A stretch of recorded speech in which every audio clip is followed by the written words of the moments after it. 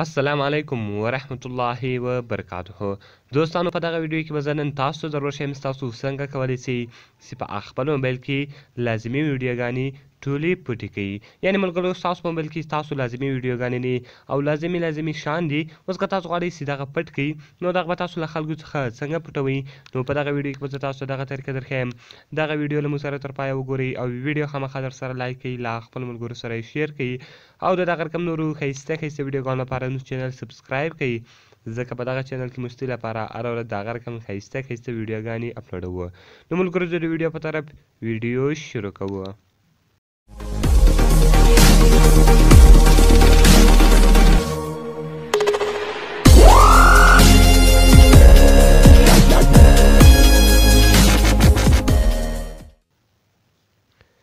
نو ملګرو تر ټولو مخکې تاسو په خپل موبایل کې یو اپلیکیشن را ډاونلوډ کړئ. د دغه اپلیکیشن لینک ما تاسو ته د ویډیو په ډسکرپشن کې درکړی ده. تاسو ډېر په اسانۍ سره کولی شئ چې دغه اپس له هغه ځای څخه ډاونلوډ کړئ. ملګرو ویډیو لاکر ده، دغه به تاسو په خپل موبایل کې ډاونلوډ کړئ. کله چې ملګرو دغه تاسو ډاونلوډ کړئ بیا به دغه رقم تاسو په دې باندې کلیک وکړئ او دغه به خلاص کړئ. نو ملګرو هغه رقم تاسو په دې باندې د پرمیشنان تاسو ورکړئ، دغه به الاو کړئ. کله چې ملګرو دغه تاسو الاو کړئ دغه رقم به ملګرو ریکوري ده او دغه رقم نیو انسټال زه ملګرو زه نیو انسټال وم او دغه رقم دغه کنفرم کړئ. کله چې ملګرو تاسو کنفرم ووایي دغه رقم پلیز کریټ ا پین کوډ of 4 or 8 digits. یعنې ملګرو له 1 څخه تر 8 عددو پورې هر څو کوډ تاسو ورکوئ تاسو هغه کوډ ورکوئ. نو زه 1 2 3 4 کوډ ورکوم، دغه مې اوکې کوئ، بیا 1 2 3 4 نو دا ما اوکې کوي. نو کله چې ملګرو تاسو هغه کوډ ورکوئ دلته له تاسو څخه یو ریکوري ایمیل غواړي.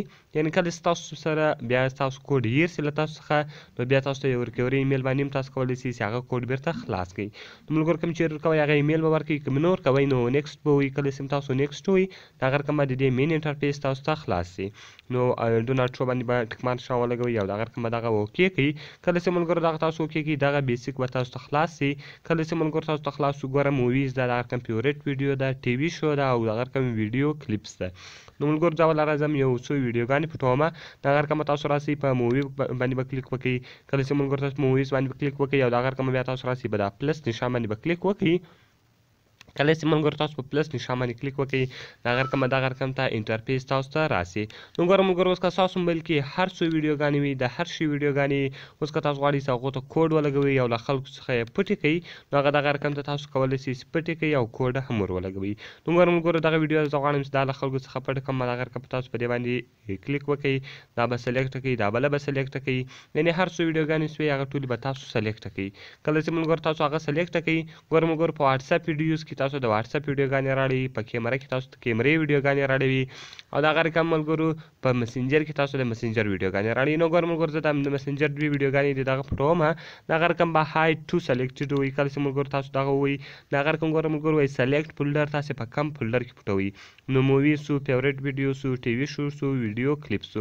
نو ملګرو زه ورته ځای په مووي فولډر کې چې کوم پټوم دغه رقم دغه تاسو اوکې کوئ.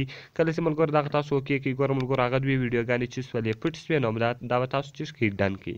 نو تاسو به اوس په بیک باندې وځئ.